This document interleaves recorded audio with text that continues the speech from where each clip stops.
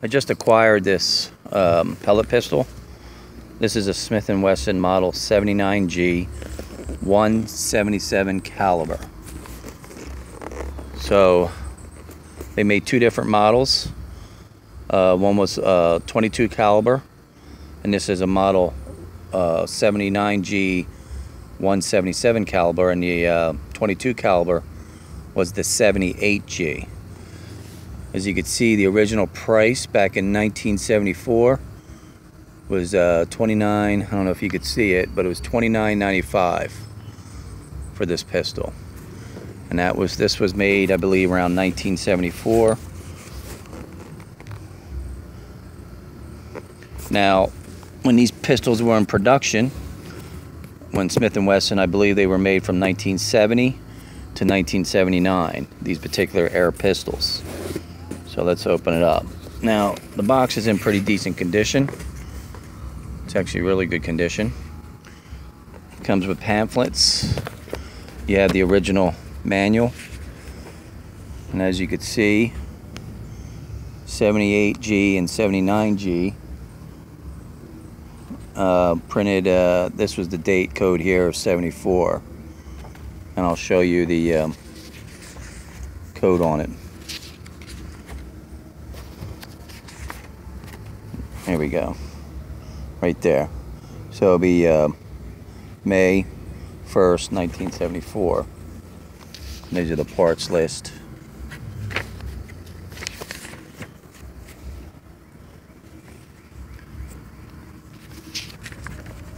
Now you can see Smith & Wesson, Springfield, Massachusetts. These were the original. When this came out, they were originally made in Springfield, Massachusetts. Now, there is another stamp, Tampa, Florida. So when this was made, I think in 1970, Smith & Wesson was in Springfield, Massachusetts, and then they switched over in the mid-70s to Tampa, Florida.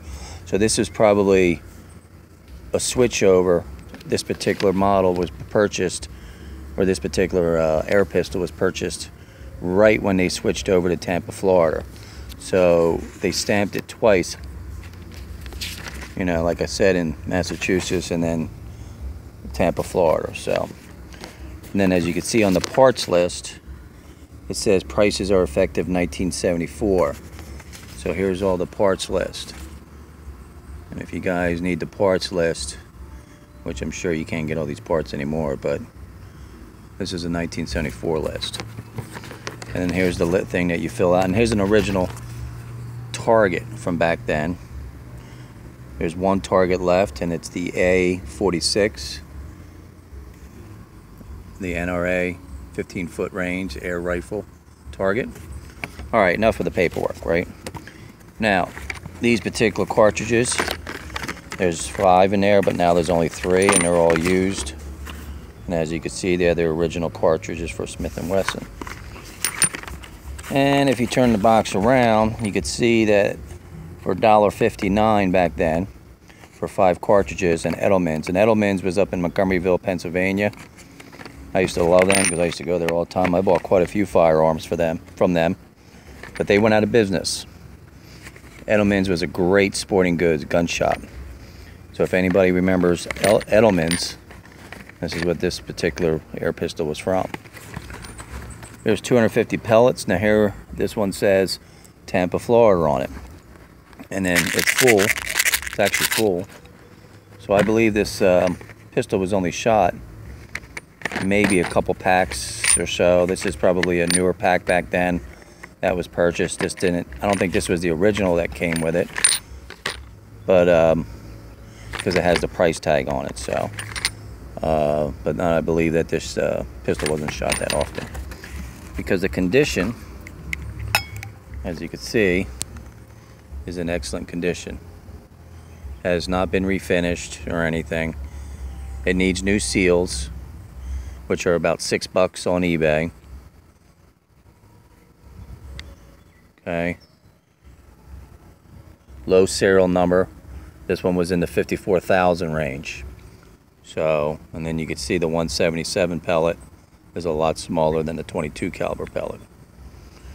Now, I'm doing this with one hand, so here's the way you do it. You bring that back, you pop a pellet in there.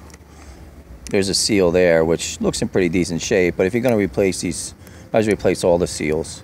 Then you push this forward, and then you push this. These levers are connected to each other, and you just push that forward, and it's ready to go. So, see, has a spring, but once you put the CO2, now I don't have a CO2 in there. The reason why is because of this. When you unscrew this CO2 or the nut, the O-ring was dry rotted. This thing was been in storage for a long time. There it is, supposed to be right on there, but there's no O-ring on there now. Now I cleaned it all because, you know, it's been in storage for so long. I oiled it, put gun oil on it and everything, that I'm gonna eventually probably get a new seal kit. Maybe I'm not gonna shoot it, but if I do, I do. If not, just put the seal kit in the box. And then you just, so there's one seal O-ring right there, and put the cartridge in there and upside down, and the pin, there's a pin in this nut here that just pierces it, and you screw that on there. Now this is solid metal. This is pretty heavy, actually. It's a heavy pistol, well built, very well built. I don't know what these plastic grips, I guess, but they're in excellent shape too.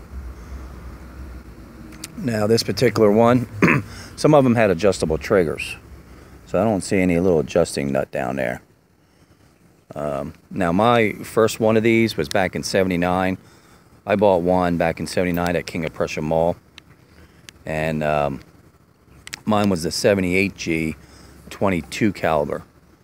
So I remember that. I think had an adjustable trigger. I'm not sure, but it was the same thing. Instead of the, you know, the bigger pellet. I loved the thing. I used to go out in the woods all the time with it. Thought I was John Wayne or somebody. But I'll tell you, it's great. You can see here's the Smith & Wesson, Springfield, Massachusetts on the barrel here. Now, one thing funny about this particular air pistol, even though this is the model 79G, I don't know if you guys could see it. There was an error in the stamping. They put model 80G, 80G 177 caliber. Now, if you look real close, let's see if I get. It's like a stamp error in a coin. They went over the top of the 80, and they put the 7 over the 8 and the 0, or the 9 over the 0. And I mean, you could plain, if you were in person here with me, you could literally see the 80, and then the 7 was just funny. It was stamped right over top. So this is a pretty interesting pistol, because I did hear some stories. They made a mistake from the factory of saying that it was an 80G pistol, air pistol, but in fact they only made 1970. They made 78G and 79G models. And then they just, like I said, this particular one, they stamped the 7.9 right over the 80. So it's pretty unique. Is it worth more? Because if a coin is an error stamped, you know it's worth a hell of a lot more. So, and then, but other than that, it probably should be, because like I said, this was purchased around 74, 75, I'm sure, because it's a 1974 brochures and stuff. And it was just in the mid-range before they went out of business, or somebody else bought them or something, and stopped making these in production, discontinued them. I mean, Smith & Wesson didn't go out of business, but they discontinued back in 1979, and they didn't make these 78 and 79Gs. So as you can see, the brochure says 78 and 79, and this particular pistol has an 80G, and they stamped the 79 right over the 80. So that's a funny imprint on that, huh? All right, there you go, guys. And you can see the box is in excellent condition. You know, I mean, considering the age, you know, if it was 74, 75, I'll tell you, it's been in storage. That's what I was told. It's been in storage.